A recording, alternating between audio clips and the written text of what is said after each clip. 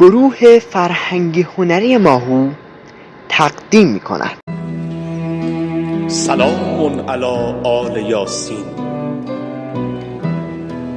السلام علیک یا داعی الله و ربانی آیاته. در کشاکش مشکلات زندگی، سختی های روزگار و دنیای هزار رنگ و هزار شکل، سه‌شنبه می شود و فرصتی دست می دهد برای خلوت میان من و معشوق. کنج صحن مسجد جمکران کز می کنم و نامه ای می نویسم به مهربانترین مخاطب قلبم، به منتظرترین مسافر جهان و آخرین معصوم.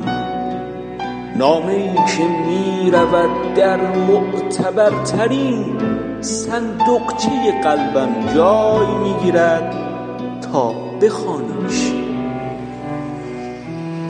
سلام بر کسی که چشمانم از دیدن چهره یوسف وارش محروم است، اما قلب زلیخاییم دائما به یادش در شوریدگی و شیدایی به سر میبرد.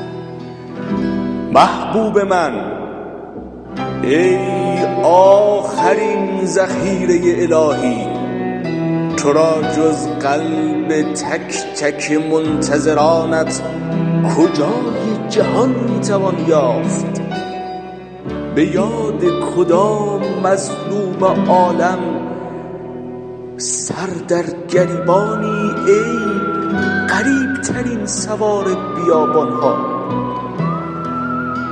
کلمه به کلمه هایم قبل از جاری شدن بر روی کاغذ اشک می شود و بر صورتم جریان می یابد تا چشمانم کمی شبیه چشمان شما بشود.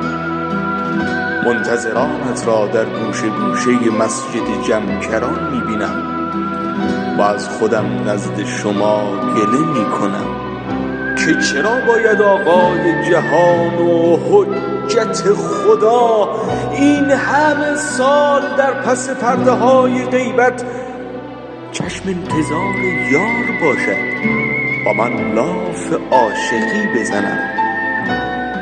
نسیم می‌وزد، از آن انتظار مؤذن بلند می شود و من با خودم عهد تازه‌ای می‌بندم.